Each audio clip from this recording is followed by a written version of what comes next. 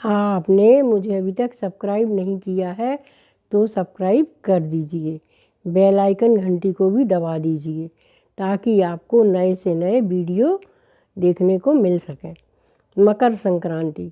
मकर संक्रांति हमारे देश में बड़े ही धूमधाम से मनाई जाती है। यह सभी प्रदेशों में बड़े ही अच्छे से मनाई जाती है। इसको कहीं पर रेवड़ी, तिली, गुड़, खिचड़ी आदि के द्वारा मनाया जाता है। माने हर जगह इसको मकर संक्रांति पूरे देश में, भारत देश में बड़े अच्छे से मनाई जाती है। इसकी कई कथाएं प्रचलित हैं। बहुत से लोग कहते हैं कि मकर संक्रांति के दिन शनि अपने पिता सूर्य से मिले थे।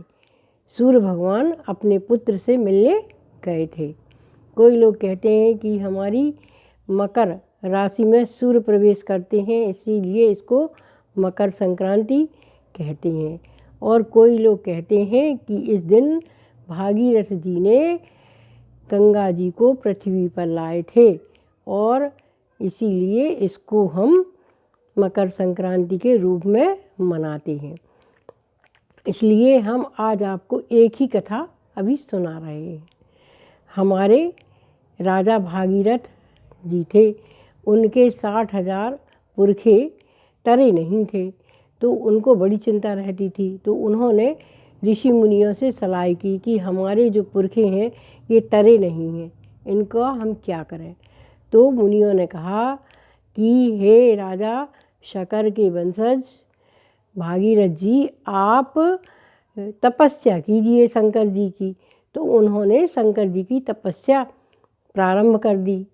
उनकी तपस्या से प्रसन्न होकर शंकर जी ने भागीरथ जी को आशीर्वाद दिया और प्रकट हुए। तो भागीरथ जी ने उनसे कहा कि हमारे 80,000 पुरखे जो तरे नहीं हैं उनके लिए हमें क्या करना चाहिए। तो शंकर जी ने कहा कि ब्रह्मा जी के कमंडल में गंगा जी हैं, आप एक काम करिए कि ब्रह्मा जी की तपस्या करिए और उनको प्रसन्न करके उनके कमंडल से गंगा जी को नीचे लाइए। तो भागीरथ जी ने ब्रह्मा जी की तपस्या की। ब्रह्मा जी भी भागीरथ जी की तपस्या से प्रसन्न हो गए और प्रकट हो गए और उन्होंने कहा कि भागीरथ जी मांगो, आपको क्या चाहिए।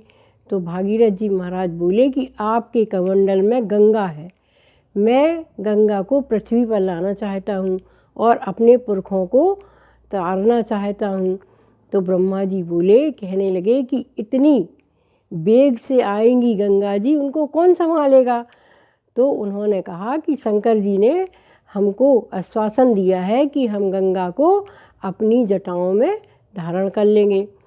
तो ब्रह्मा जी ने आज ही के दिन, मकर संक्रांति के दिन, अपने कमंडल से गंगा जी को थोड़ा सा निकाला और जैसे ही वो वेग से आई तो शंकर जी ने उनको अपनी जटाओं में धारण कर लिया और धारण करने से गंगा बड़ी प्रसन्न हुई। गंगा शंकर जी की जटाओं में आने के बाद बहुत प्रसन्न हुई और कहने लगी कि हे प्रभु, आप मुझसे कभी अलग नहीं होना। तो शंकर जी ने कहा कि नहीं नहीं, आपको तो भागीरथ जी के संग पृथ्वी पर जाना है, उनके पुरखों को तारना है। तो गंगा जी को बड़ा दुख हुआ। तो गंगा जी ने कहा कि हम आपको छोड़कर नहीं जाएंगे। शंकर जी ने उन्हें समझाया कि हम हमेशा आपके संग रहेंगे, जो भी आपके जल से हमारा अभिषेक करेंगे भक्त, वो भक्त तर जाएंगे और आप पृथ्वी पर जा कर के तारिणी गंगा कहलाएंगी। आप हर पाप करने वाले मनुष्य जो आपको श्रद्धा से स्नान करेंगे उनके सारे पाप धुल जाएंगे। तो गंगा बड़ी प्रसन्न हुई और भागीरथ जी आगे आगे चलने लगे और गंगा जी पीछे पीछे आती हुई उनके पुरखों को तारने लगी और पुरखों को तारने के बाद गंगा जी अति वेग से बहने लगीं और भागीरथ जी के संग गंगा कपिल मुनि के आश्रम में होते हुए और समुद्र में मिल गईं। आज के दिन ही, मकर संक्रांति के दिन ही गंगा जी गंगोत्री से निकली थीं और कपिल मुनि के आश्रम में होते हुए समुद्र में मिल गई थीं। उस समुद्र में जाकर के गंगा मिल गई। तो कहते हैं, आज भी कहते हैं कि सारे तीर्थ बार बार और गंगा सागर एक बार।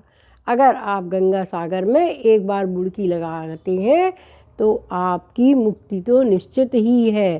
तो यह पारंपरिक कथा एक मकर संक्रांति की यह भी हमने सुनी है। यह भी एक कथा पारंपरिक कथा है। इसीलिए मकर संक्रांति को हम लोग सब लोग जलाशय में स्नान करने जाते हैं और दान पुण्य करते हैं। आप भी इस मकर संक्रांति के शुभ अवसर पर नहाइए और तिल का दान करिए और आपके बच्चों को भी स्नान कराइए। यह भी कहते हैं कि जो भी व्यक्ति गंगा सागर में एक बार नहा कर आता है वह तो मुक्ति को प्राप्त हो ही जाता है। धन्यवाद।